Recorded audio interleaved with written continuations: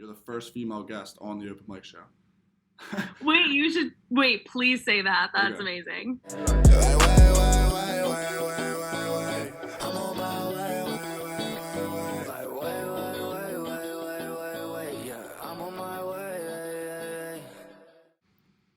Welcome back to another episode of the Open Mic Show. I'm Mike Rotindo. Today I am with Nadeen Rollins of the Washington Wizards dance team, a Marlton native. And I just want to say thank you so much for taking your time out and doing this. Anything for the 856. Thanks so much for having me. I'm excited to be here. All right, we'll get into the basics. What age did you begin dancing?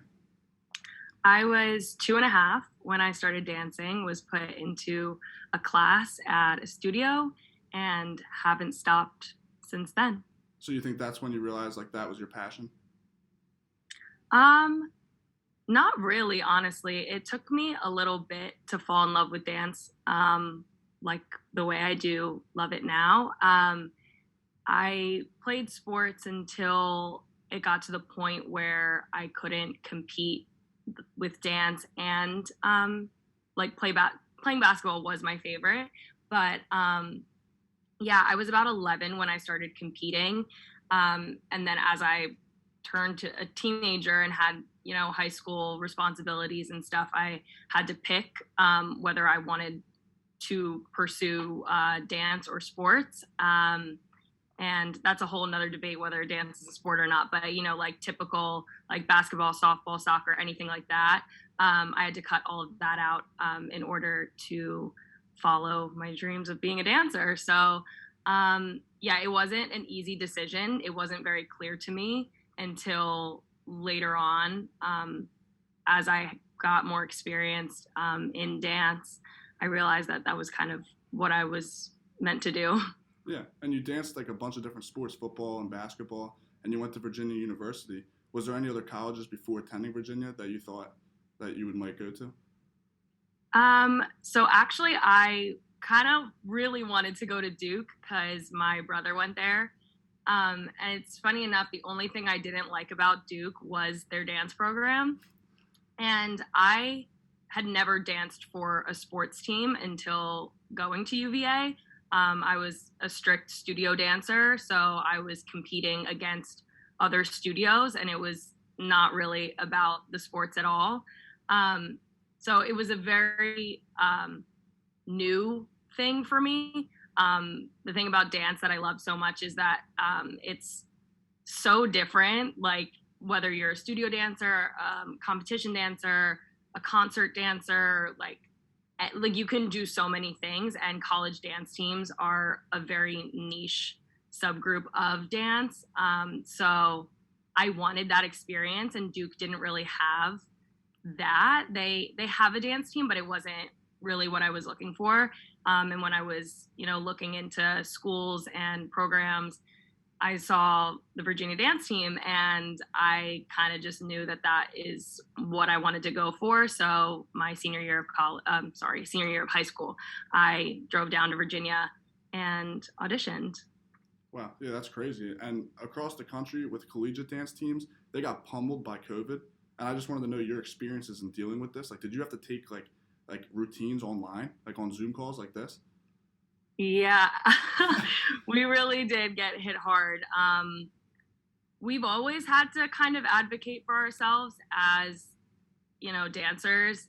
People don't really, not that they don't respect us, but they don't give us, I think, the time, energy, resources that we deserve. And being under athletics, they took a hard hit, and they just didn't have the money to spend on us.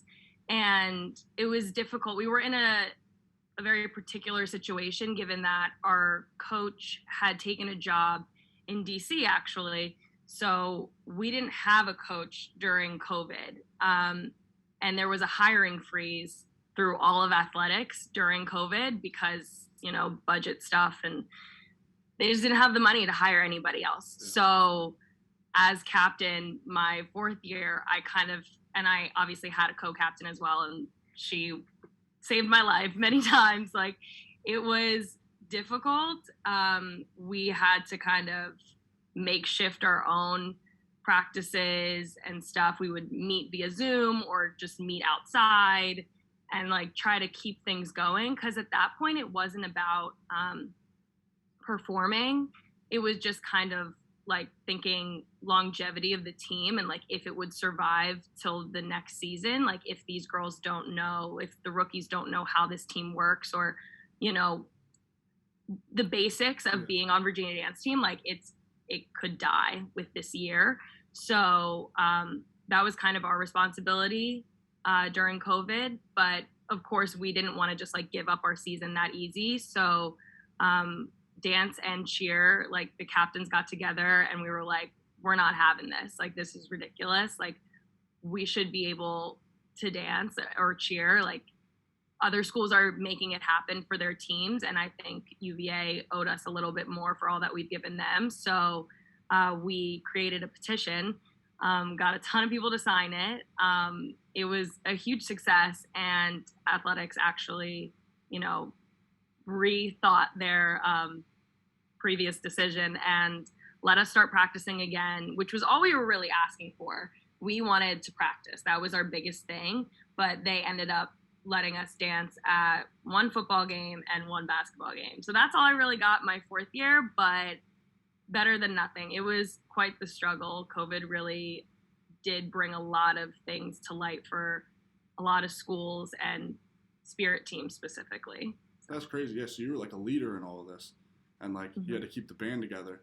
And I guess like only doing one game, or you said one of each your fourth year, that's crazy. So like, and I could tell by your passion, I probably already know the answer to this question, but did you know when you were in college that you wanted to do this professionally?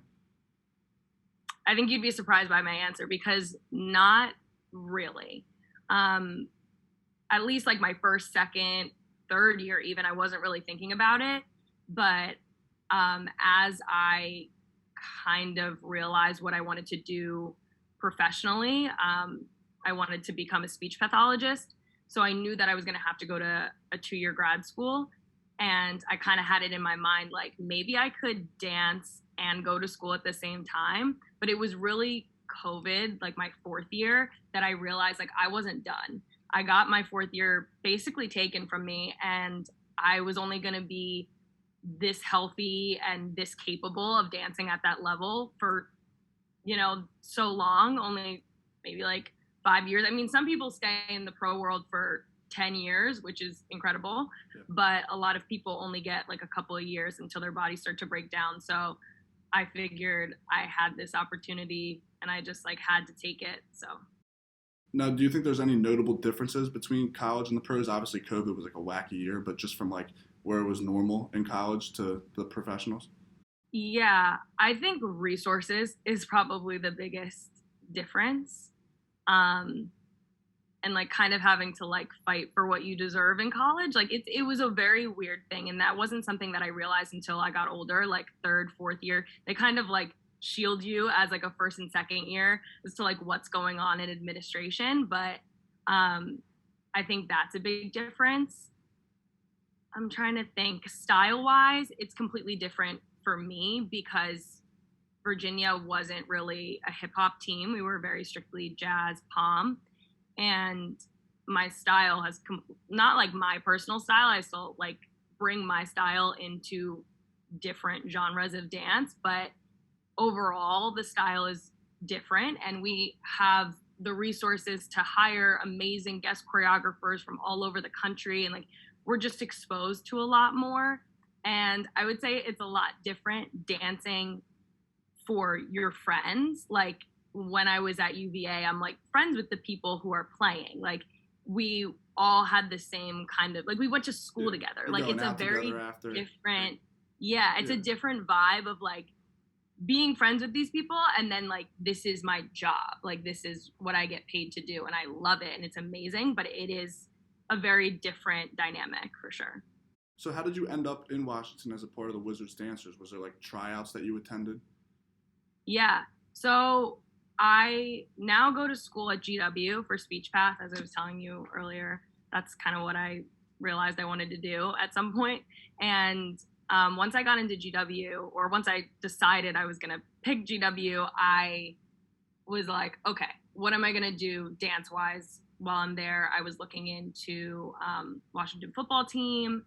Their audition had already passed, so I was like, okay. I'm very last minute with a lot of the decisions that I make. So it's funny when you ask me like, did you always know? It's like, no, I usually know the day of. Like that's kind of how I roll. And that's the same thing with Virginia tryouts too. It was very last minute. I was like, Mom, we gotta go. And she was like, are you sure? I was like, yeah, we gotta go try out. Come on.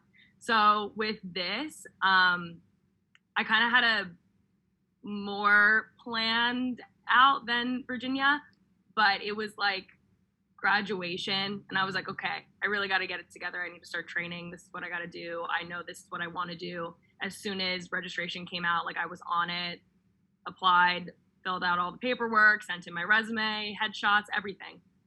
Signed up for both prep classes because they offer prep classes before the actual audition. So I was like, I should go to this because I know nothing about like NBA style. So I was like, I need to get familiar with that.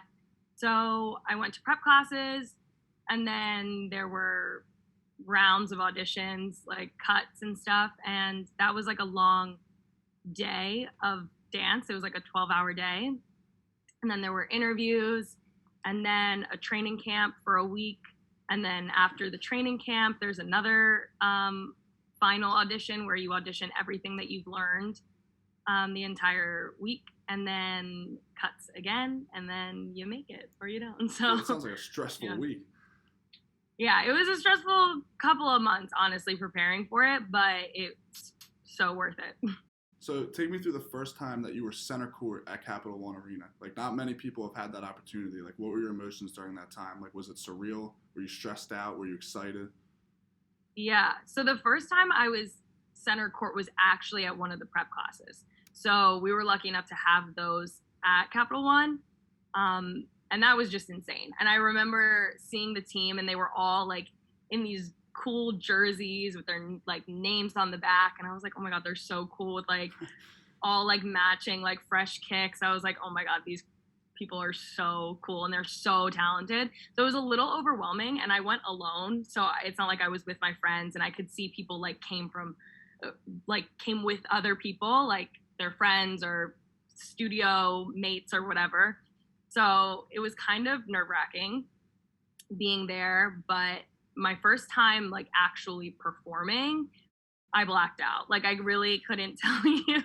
Like I can show you via video. Like I definitely did what I was supposed to do, but in the moment I was like, I could really just be doing anything out here right now. Like It's a whole different vibe. Like preseason games were less stressful, but that opening home opener night, lights out, like I had never experienced like all of the crazy lights and effects that they have going on. Like we don't rehearse with those things. So as soon as the lights went down, I was like, oh my God, this is so real. And there are so many people here.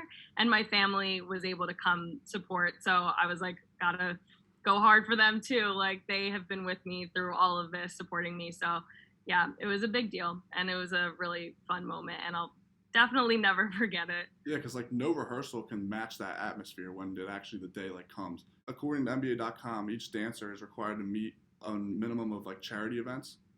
Mm-hmm. So what events did you have to do so far, and what was your favorite? We've done a lot of events. Yeah, we have. My favorite is probably the Thanksgiving food drive that we did, charity-wise. That was super cool. Got to see a lot of people from the DC area come in. We had hot meals already packaged, ready to hand out to people. Took a lot of pictures, talked to a lot of kids. That's always my favorite, talking to kids. Like, I love it. We did an appearance at Richmond University, and that was super fun to go back to a college atmosphere because I haven't been on a college court since, UVA.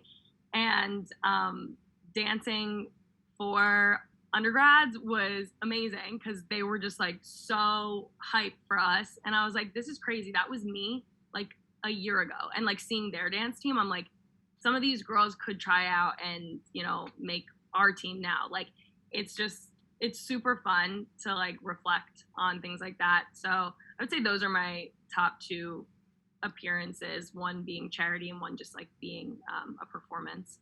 Now, is it true that you guys have to be at home games 2.5 hours prior to tip-off? Like, what does that look like? Like, do you guys like rehearse?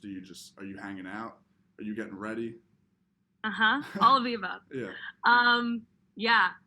2.5 hours at the absolute minimum. You're kind of late if you're getting there 2.5 hours before, because our court practice starts 2.5 hours before. So a lot of people are getting there about like 3 hours before tip off. And then we have our court practice, and that lasts about 30, 45, depends on what's going on. That's when players are having their shoot around. It's just like a very chill time. They're running national anthem. A lot of things are going on. Audio, videos are happening. Like it's a sound check test for everything. So we're out there at that time marking our spots for dances, because obviously we rehearse either on the practice court or at a studio during the week. And then when we come in for game days, we actually set exactly where everyone's going to be for our routines at that time. So it's not a lot of time to get it all together. And sometimes we have multiple dances in one game. So it can be a very like high stress time. But since there's so much going on, like you really have to focus, and there's a lot of people talking, there's a lot of music playing, but you just gotta focus on coach and what he's saying and telling you where to go. So after that, we get fed, we get ready, chill, and like everyone has their own like game day ritual thing, whatever food or things that they're doing, and then we all like come together before tip off. Because I don't think people understand there's a lot of preparation that goes, like, not only with dancing, but with the, like you said, the audio, like everything before a game. It's crazy. Mm-hmm. And like, do you have any suggestions or tips for people that are preparing to become pro dancers themselves? Go to the prep classes for sure. If they offer it, definitely go.